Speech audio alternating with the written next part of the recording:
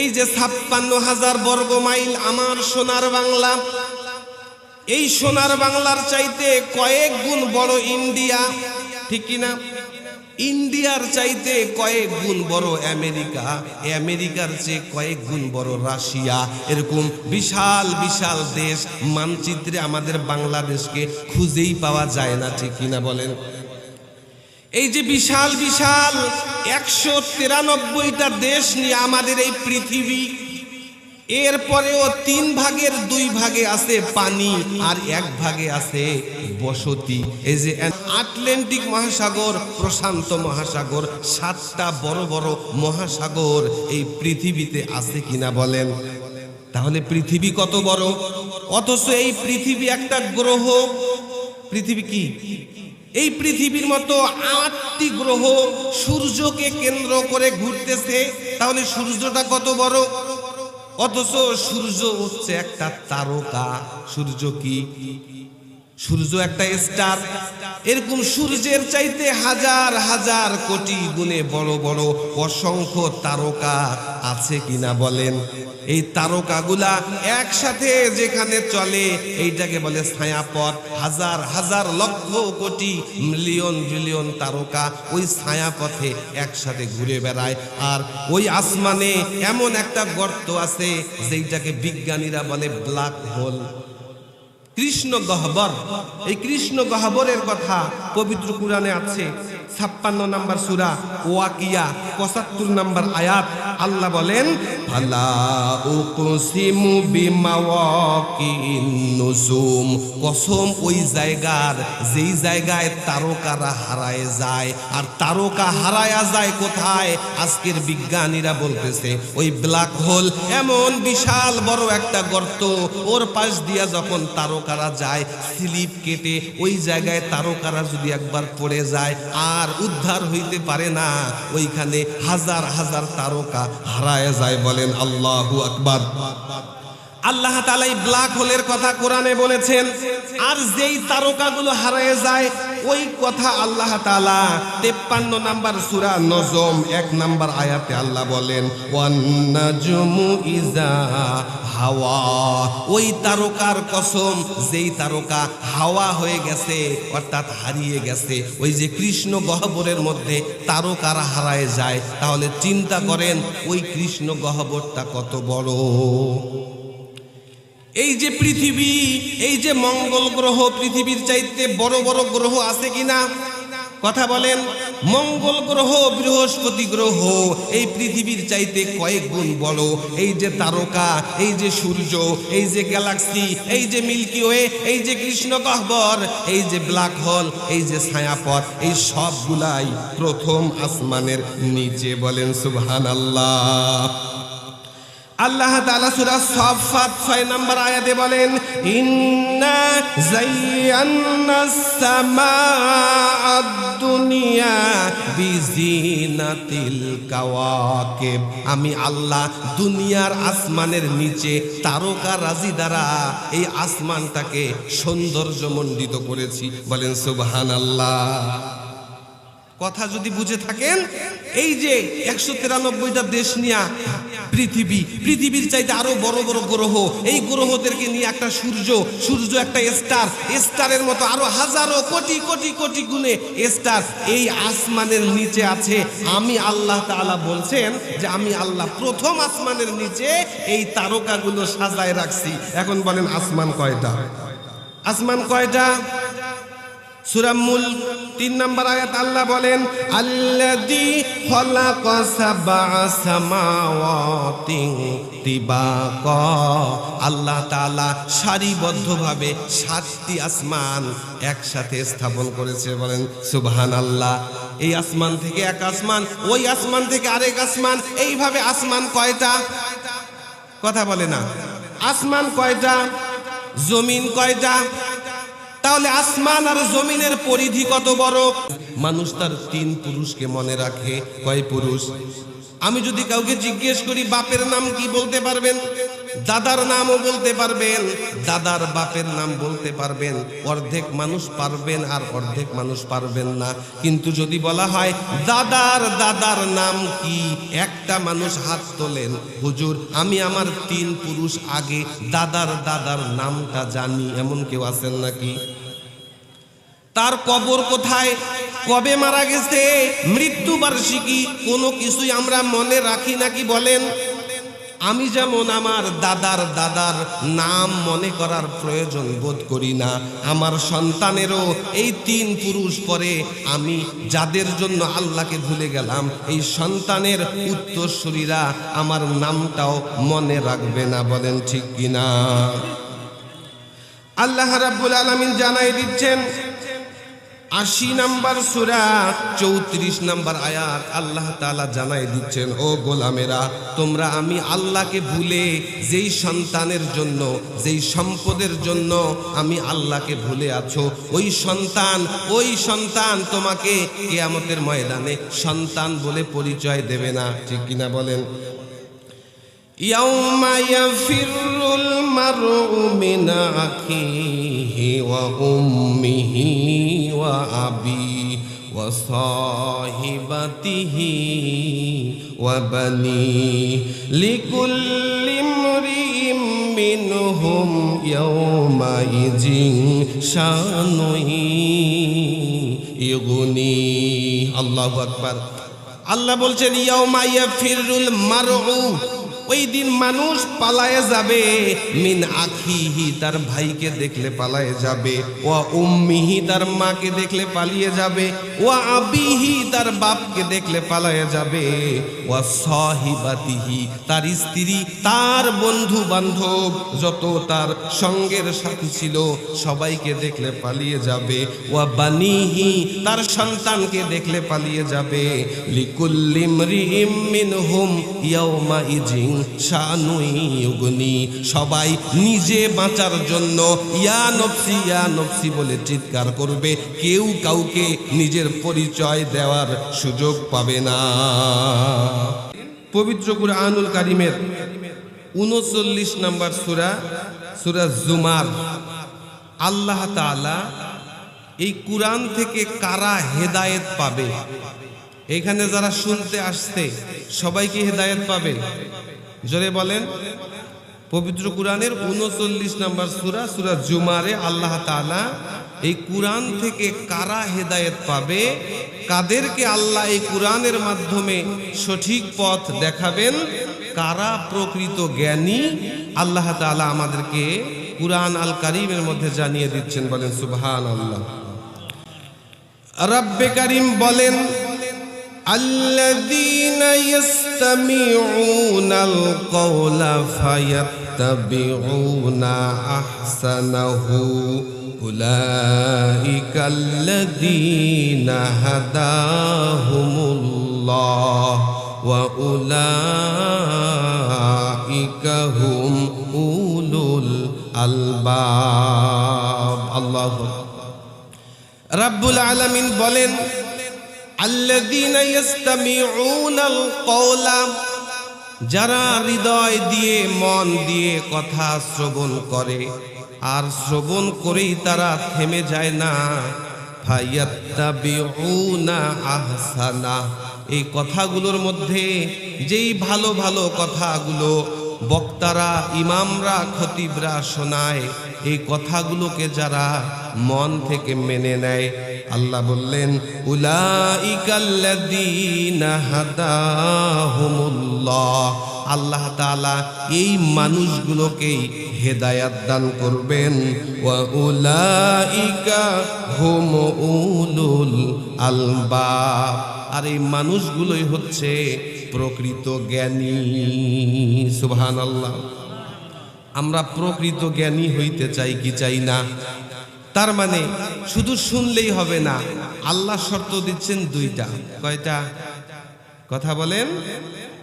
আল্লাযীনা ইয়াসতামিউনাল কওলা, কথা শুনতে হবে, ফায়াত্তাবিউনা আহসানা, এই কথাগুলোর মধ্যে যে ভালো ভালো কথাগুলো বলা হবে এগুলোকে মেনে নিতে হবে। এই দুইটা শর্ত পূরণ করলে আল্লাহ বলতেছেন যে উলাইকাল্লাযিনা হাদাহুমুল্লাহ, এই দুই গুণ অর্জন করলে কথা শুনতেও হবে মানতেও হবে, তাহলেই আল্লাহ আমাদেরকে এই কোরআনের কথার মাধ্যমে হেদায়েত দান করবেন। বলেন সুবহানাল্লাহ। তাহলে আমরা কি শুধু শুনবো নাকি মানার জন্য বাড়িতে নিয়ে যাব? যদি বলা হয় যে সামনের দোকানে এমপি প্রার্থী আসতে ফ্রিতে বিস্কিট খাওয়াচ্ছে, এই কথা শুনলে আপনারা হেঁটে যাবেন না দৌড়ে যাবেন? কথা বুঝাইতে পারি নাই? সামনে ফ্রিতে কিছু দেয়া হচ্ছে, এই নিউজ যদি আপনার কাছে আসে, আপনি কি দ্রুত যাবেন নাকি ধীরে ধীরে যাবেন? আল্লাহর জান্নাতে ধীরে ধীরে যেতে চাই নাকি দৌড়ে দৌড়ে যেতে চাই? আল্লাহ তাআলা পবিত্র কুরআনুল কারীমের 3 নম্বর সূরা, সূরা ইমরান 133 নম্বর আয়াত আল্লাহ তাআলা আমাদেরকে জানায় দেন, ওয়াসারিউ ইলা মাগফিরাতিম মির রাব্বিকুম ওয়া জান্নাতিন আরদুহাস সামাওয়াতু ওয়াল আরদ উইদ্দাত লিল মুত্তাকিন। আল্লাহ তাআলা বলছেন, ও দুনিয়ার মানুষ, ওয়াসারিউ, তোমরা দ্রুত দৌড়াও। কোন দিকে দৌড়াও? ইলা মাগফিরাতিম মির রাব্বিকুম, আল্লাহ তাআলার ক্ষমা পাওয়ার জন্য দ্রুত বেগে তোমরা দৌড়াও। আর কোন দিকে দৌড়াও? এমন একটা জান্নাতের দিকে দৌড়াও, আরদুহাস সামাওয়াতু ওয়াল আরদ, যেই জান্নাতের বিশালতা, যেই জান্নাতের প্রশস্ততা, যেই জান্নাতের জমিনটা হচ্ছে গোটা আসমান আর জমিনের সমান। আল্লাহ বলছেন তোমরা জান্নাতের দিকে দৌড়াও। আমরা আল্লাহ তাআলার এই কথাকে ফলো না করে আমরা সন্তান আর সম্পদের দিকে দৌড়াই, ঠিক কিনা বলেন? যদি আমার কাছে খবর আসে আমার সন্তানকে রাস্তায় কেউ ধরে মারতেছে, আপনি বলেন তো আপনি আস্তে যাবেন নাকি জোরে যাবেন? যদি শোনেন আপনার ছেলে পানিতে পড়ে গেছে, আস্তে যাবেন নাকি জোরে যাবেন? আমরা আমাদের সন্তান আর সম্পদের জন্য যেমন দৌড়াই, আল্লাহ বলছেন তোমরা সন্তান আর সম্পদ পাওয়ার জন্য যেই ব্যস্ততা দেখাও, ওই ব্যস্ততা তোমার কোনো কাজে আসবে না, বরং ওয়াসারিউ ইলা মাগফিরাতিম মির রাব্বিকুম, আল্লাহ তাআলার ক্ষমা পাওয়ার জন্য দৌড়াও। আর আল্লাহ যদি কাউকে ক্ষমা করে দেয়, তাকে এমন একটা জান্নাতের মালিক আল্লাহ বানায় দেবে, আরদুহাস সামাওয়াতু ওয়াল আরদ, যেই জান্নাতের বিশালতা গোটা আসমান আর জমিনের সমান। সন্তান বিপদে পড়লে আমরা দৌড়াই, মেম্বার চেয়ারম্যান ফ্রিতে বিস্কিট খাওয়াইলে আমরা দৌড়াই, কিন্তু মুয়াজ্জিন যখন আমাদের কানের কাছে আজান দেয় তখনও কি আমরা ওই চাহিদা নিয়ে দৌড়াই নাকি? বলেন, জোরে বলেন। তখন আমি বলি আমার কাজটা শেষ হোক, কাজ শেষ হইলে কাজা করে নামাজ পড়ব, বলি কি বলি না? আল্লাহ রাব্বুল আলামিন বলছেন, গোলাম, আমি আল্লাহর ডাক তোমার কানের মধ্যে চাহিদা তৈরি করতে পারলো না, সন্তান আর সম্পদের মোহ তোমাকে চাহিদা তৈরি করতে পারলো, সন্তান আর সম্পদ তোমার মনের মধ্যে যেই ব্যস্ততা তৈরি করতে পারলো, আমি আল্লাহ পাকের আহ্বান তোমার কানের মধ্যে ওই ব্যস্ততা তৈরি করতে পারলো না। এই যে তুমি আল্লাহকে বাদ দিয়া দুনিয়ার পিছনে সন্তান আর সম্পদের মোহের পিছনে দৌড়াও, ওই সন্তান আর সম্পদ তোমার কোনো কাজে আসবে নাকি? বলে আল্লাহ তাআলা পবিত্র কুরআনের 63 নম্বর সূরা মুনাফিকুন 9 নম্বর আয়াতে আমাদেরকে সাবধান করছেন, ইয়া আইয়ুহাল্লাযীনা আমানু লা তুলহিকুম আমওয়ালুকুম ওয়ালা আওলাদুকুম আন যিকরিল্লাহ।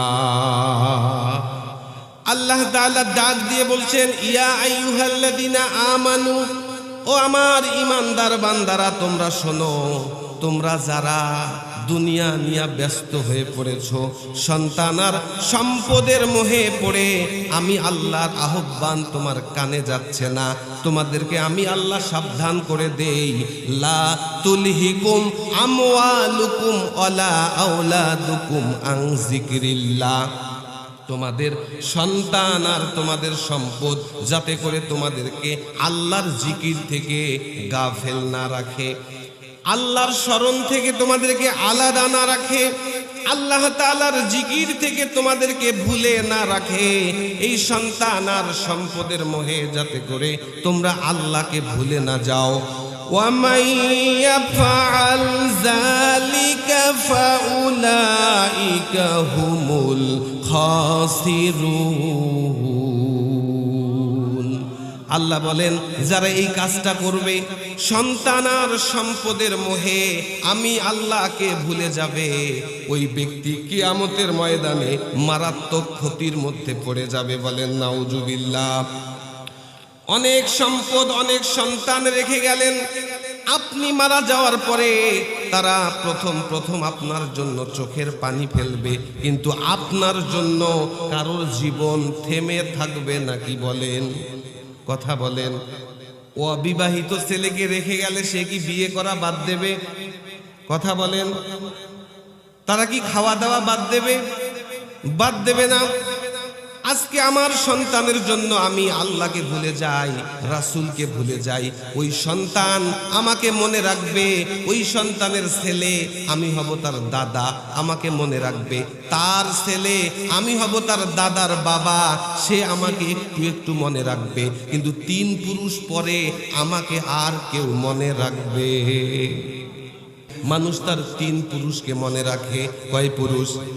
আমি যদি কাউকে জিজ্ঞেস করি বাপের নাম কি, বলতে পারবেন? দাদার নামও বলতে পারবেন, দাদার বাপের নাম বলতে পারবেন। অর্ধেক মানুষ পারবেন আর অর্ধেক মানুষ পারবেন না। কিন্তু যদি বলা হয় দাদার নাম কি, একটা মানুষ হাত তোলেন, হুজুর আমি আমার 3 পুরুষ আগে দাদার নামটা জানি, এমন কেউ আছেন নাকি? তার কবর কোথায়, কবে মারা গেছে, মৃত্যু বার্ষিকী, কোনো কিছুই আমরা মনে রাখি নাকি? বলেন। আমি যেমন আমার দাদার নাম মনে করার প্রয়োজন বোধ করি না, আমার সন্তানেরও এই 3 পুরুষ পরে আমি যাদের জন্য আল্লাহকে ভুলে গেলাম, এই সন্তানের উত্তরসূরিরা আমার নামটাও মনে রাখবে না। বলেন ঠিক কিনা? আল্লাহ রাব্বুল আলামিন জানাই দিচ্ছেন 80 নম্বর সূরা 34 নম্বর আয়াত, আল্লাহ তাআলা জানাই দিচ্ছেন, ও গোলামেরা, তোমরা আমি আল্লাহকে ভুলে যেই সন্তানের জন্য, যেই সম্পদের জন্য আমি আল্লাহকে ভুলে আছো, ওই সন্তান তোমাকে কিয়ামতের ময়দানে সন্তান বলে পরিচয় দেবে না। ঠিক কিনা? বলেন। ইয়াউমা ইয়াফিরুল মারউ মিন আখিহি ওয়া উম্মিহি ওয়া আবি ওয়া সাহিবাতিহি ওয়া বানি লিকুল্লি ইমরিইম মিনহুম ইয়াউমা ইযিন শানুই ইগুনি। আল্লাহু আকবার। আল্লাহ বলছেন ইয়াউমা ইয়াফিরুল মারউ, ওই দিন মানুষ পালায়ে যাবে, মিন আখিহি তার ভাইকে দেখলে পালায়ে যাবে, ওয়া উম্মিহি তার মাকে দেখলে পালিয়ে যাবে, ওয়া আবিহি তার বাপকে দেখলে পালায়ে যাবে, ওয়া সাহিবাতিহি তার স্ত্রী, তার বন্ধু বান্ধব, যত তার সঙ্গের সাথী ছিল সবাইকে দেখলে পালিয়ে যাবে, ওয়া বানিহি তার সন্তানকে দেখলে পালিয়ে যাবে। লিকুল্লি ইমরিইম মিনহুম ইয়াউমা ইযিন শানুই ইগুনি, সবাই নিজে বাঁচার জন্য ইয়া নফসি বলে চিৎকার করবে, কেউ কাউকে নিজের পরিচয় দেওয়ার সুযোগ পাবে না। কথা বোঝা যায়? কথা বোঝেন? আল্লাহ বলছেন লা তুলহিকুম আমওয়ালুকুম ওয়ালা আওলাদুকুম আন যিকরিল্লাহ, ও ঈমানদারেরা, তোমরা আমি আল্লাহকে ভুলে সন্তান আর সম্পদের মোহে আছো। সন্তান আর সম্পদের মোহ যাতে করে আমি আল্লাহ থেকে তোমাদেরকে গাফেল না রাখে, কারণ এই সন্তান আর সম্পদ তোমার কোনো কাজে আসবে না। তুমি কিয়ামতের ময়দানে মারাত্মক ক্ষতির মধ্যে পড়বা। জোরে জোরে বলেন ঠিক কিনা? তাহলে আল্লাহ বলছেন তোমরা সন্তানের দিকে দৌড়াও, সম্পদের দিকে দৌড়াও, কিন্তু আমি আল্লাহ বলছি তোমরা সন্তান আর সম্পদের পিছনে না দৌড়িয়ে আল্লাহ তাআলার ক্ষমা পাওয়ার জন্য দৌড়াও। বলেন ঠিক কিনা?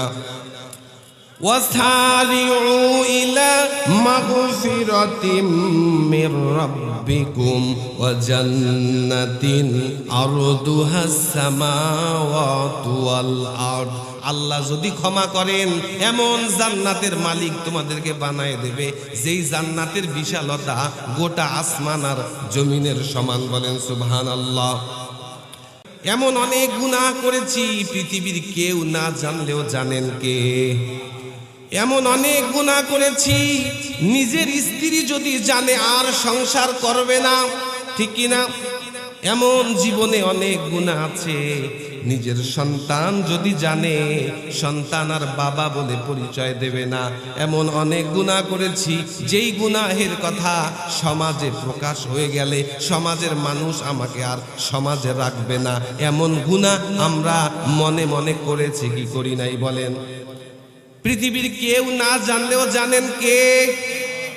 এই যে আল্লাহ তাআলা আমাদের গুনাহগুলো গোপন রাখলেন, কাল কিয়ামতের ময়দানে মুসিবতের দিনে লক্ষ লক্ষ হাজার কোটি মানুষের সামনে আল্লাহ যেদিন আমাদের গুনাহের খাতাগুলো উন্মুক্ত করে দেবেন, এই দিন আর গুনাহের কথা অস্বীকার করা যাবে না। ওই দিন বলেন তো লজ্জা পাওয়া লাগবে কি লাগবে না? কথা বলেন। এই দুনিয়ায় গুনাহ প্রকাশ হয়ে গেলে সম্মান থাকে নাকি? বলেন। কথা বলেন।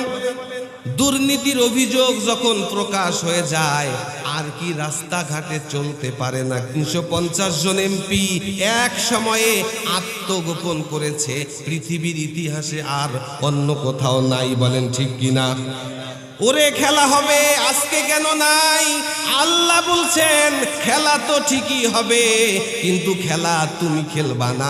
আমি আল্লাহর হাতে খেলার অস্ত্র আমি আল্লাহ রেডি করে রেখেছি। বলেন ঠিক কিনা? তাহলে ক্ষমা আমাদের দরকার আছে কিনা? জোরে বলেন, ক্ষমা আমাদের দরকার আছে কিনা? আল্লাহ বলছেন ক্ষমার দিকে দৌড়াও। ক্ষমার দিকে দৌড়াও মানে হচ্ছে এমন কাজের দিকে দৌড়াও যেই কাজ করলে আল্লাহ তোমাকে ক্ষমা করে দেবেন। এই যে তাফসিরুল কুরআন মাহফিলের আয়োজন, এখানে আসলে গুনাহ ক্ষমা হবে কি হবে না? বলেন, জোরে বলেন। বাজার বসাইছেন, বাজার ভেঙে দিতে হবে। মাহফিলে কোনো বাজার থাকবে না। বাজার থাকলে এই মাহফিলে মানুষ আসবে। ওই বাজার বদরগঞ্জে কালকে পাওয়া যাবে কি যাবে না? এই মাহফিল কি আগামীকালকে পাওয়া যাবে? আপনি কাকে বুঝান? কাকে বুঝান?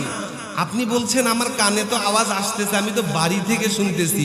আচ্ছা বলেন, এইখানে আসলে যে গুনাহ ক্ষমা হবে, বাড়ির থেকে শুনলে কি ওই গুনাহ ক্ষমা হবে? জোরে বলেন, হবে? অতএব আমি উদাত্ত আহ্বান জানাই, এই মাহফিল আগামীকালকে আর থাকবে না। ওই বাজারের পিয়াজু, ওই বাজারের কেনাকাটা আগামীকালকে বদরগঞ্জে পাওয়া যাবে, ঠিক কিনা বলেন? অতএব এদিক সেদিক ঘোরাফেরা না করে এই মাহফিলের প্যান্ডেলে এসে বসার দরকার আছে কিনা বলেন? সম্মানিত হাজিরিন, আল্লাহ তাআলা জানাই দিচ্ছেন আমি আল্লাহ পাকের ক্ষমার দিকে দৌড়াও, আর আমি আল্লাহ যদি কাউকে ক্ষমা করে দেই এমন জান্নাতের মালিক তাকে বানায় দেব যেই জান্নাতের বিশালতা গোটা আসমান আর জমিনের সমান। বলেন সুবহানাল্লাহ। এই এক জীবনে আমি কি করতে পেরেছি? একটা মানুষ তার সারাটা জীবন হাড় ভাঙ্গা পরিশ্রম করে কি করতে পারে? বড় জোর 2-4 বিঘা জমি করে আর একটা বাড়ি বানায়, ঠিক কিনা? 1 শতক 2 শতক জমির জন্য আমাদের মারামারি আছে না নাই? 1 শতক 2 শতক জমির জন্য নিজের ভাইয়ের সঙ্গে মারামারি সম্পর্ক ছেদ আছে না নাই? 1 শতক 2 শতক জমির জন্য নিজের বাপ ছেলের মধ্যে মারামারি কেস কাছালি আছে কিনা? আল্লাহ বলছেন এই 1 শতক 2 শতক জমির জন্য তোমরা ছুটতেছো, এই যে 1 বিঘা জমির জন্য তুমি মামলা মোকদ্দমায় কতবার রংপুর আদালতে যাও, সারা দিন ওইখানে ঘোরো, কত পরিশ্রম করো, 20 বছর 50 বছর একটা কেসের পিছনে তুমি জীবনটাকে শেষ করে দাও এই 1 বিঘা জমির জন্য। কিন্তু আমি আল্লাহ এমন জান্নাত তোমাকে দান করব, আরদুহাস সামাওয়াতু ওয়াল আরদ, যেই জান্নাতের বিশালতা গোটা আসমান আর জমিনের সমান। এখন আসমান কত বড়? আরশের ছায়ার নিচে একটু জায়গা চাই কি চাই না বলেন? আগে চিন্তা করলাম আরশ এটা আবার কত বড়, এইখানে এত মানুষের আল্লাহ জায়গা কিভাবে দেবেন?